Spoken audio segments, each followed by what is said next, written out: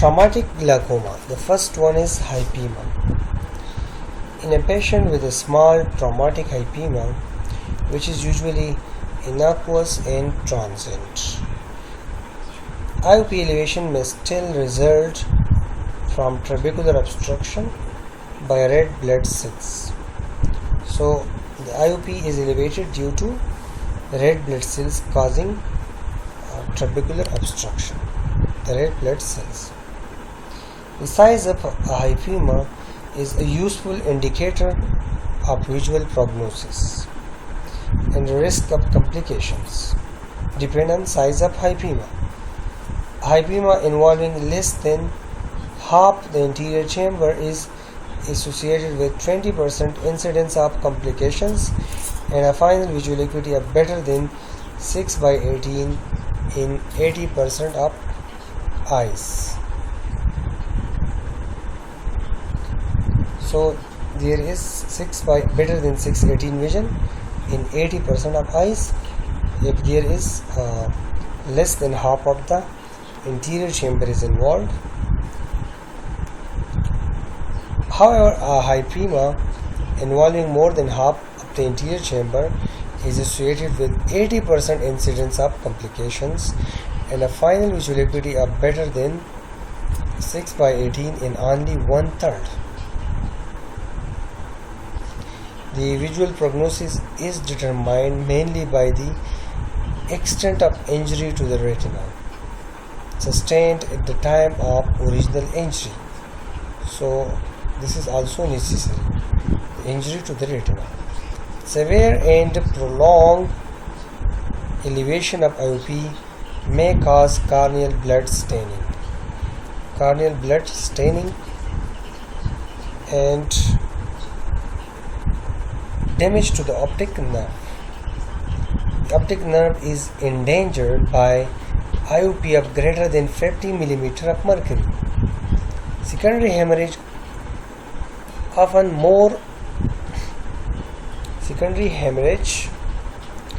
is more severe than primary and develop within 3 to 5 days of the initial injury, associated with reduced visual outcome. Patient with sickle cell hemoglobinopathy are at increased risk of complications, especially IOP elevation due to trabecular meshwork obstruction by deformed red cells and vascular occlusion. Treatment. First, the general treatment. Coagulation abnormality, particularly a hemoglobinopathy, should be excluded.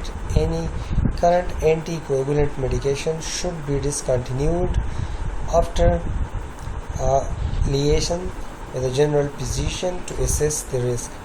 NSAIDs should not be used for analgesia. Likewise, specialist advice should be sought regarding the management of a patient with hemoglobinopathy, particularly before administering high-risk medication, which we will discuss. Hospital admission may be required for a large hyphaema. Strict bed rest is probably unnecessary, but substantially limiting activity is prudent. And the patient should remain in a sitting or semi-upright posture, and the patient should remain in a sitting or semi-upright posture, including during sleep.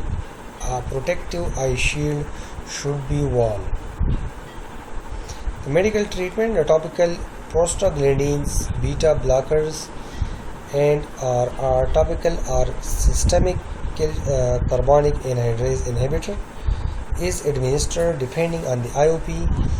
The carbonic anhydrase inhibitors should not be used in a sickle hemoglobinopathies. Miotics should also be avoided as they may increase pupillary block and disrupt the blood aqueous barrier. Occasionally a hyperosmotic agent is needed, though as with carbonic anhydrase inhibitors and alpha agonists, a high threshold is adopted in sickle patients. Topical steroids Topical steroids should be used since they reduce the risk of secondary hemorrhage and suppress inflammation. Atropine is often recommended in patients with a large hyphaema to achieve constant mydriasis and to reduce the chance of secondary hemorrhage. Antifibrinolysis with systemic aminocaproic acid or tranexamic acid may be considered under high risk circumstances such as recurrent bleeding. Laser photocoagulation of angle bleeding points via a gonio prism has been described, though gonioscopy should probably be deferred for 5 to 6 days post-injury. Anterior chamber paracentesis or surgical evacuation of the blood is required in around 5%. Indication for surgery include a total hyphaema, IUP of more than 50 mm mercury for 2 days or more than 35 per 5 days. Surgical intervention reduces the risk of permanent corneal staining and optic atrophy and prevents the occult development of peripheral anterior synecdoche. So it prevents synecdoche, it prevents optic atrophy, prevents permanent corneal staining, and prevents chronic secondary glaucoma. Particularly, vigilance is required in patients with sickle cell anemia. Even moderate pressure elevation can lead to optic atrophy. Patients with prior glaucomatous optic neuropathy and in young children with a risk of amblyopia. So these should also be taken care of. A glaucoma filtration procedure may be necessary in some cases. On discharge, the patient should be advised to avoid any activity with the risk of even minor eye trauma for several weeks. Symptoms of a rebleed should prompt immediate review.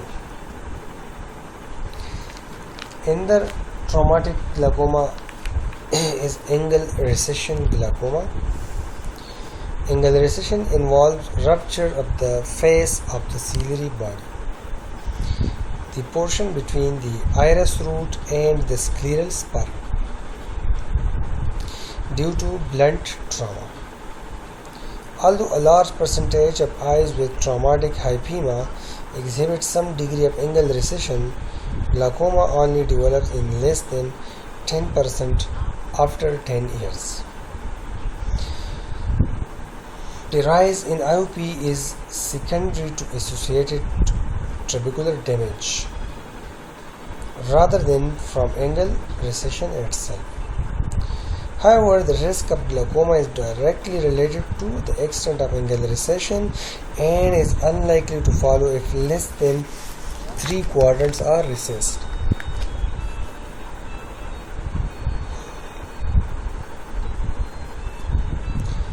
Diagnosis: there is unilateral chronic glaucoma. There is signs of previous blunt trauma, maybe mild, such as small sphincter rupture. There is initially irregular widening of the ciliary body face. In long-standing cases, the recession may become obscured by fibrosis and the angle may show hyperpigmentation, which can be seen in these pictures.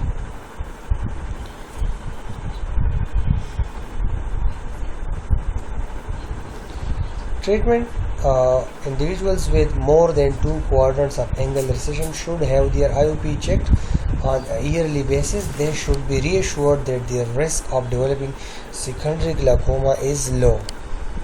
So, more than 2 quadrants. Medical treatment is as for other types of secondary glaucoma, open angle glaucoma, but is frequently unsatisfactory. Laser trabeculoplasty is of no benefit. Trabeculectomy with adjunctive antimetabolite is generally effective. Artificial filtering shunt cyclodiode should be considered if trabeculectomy fails.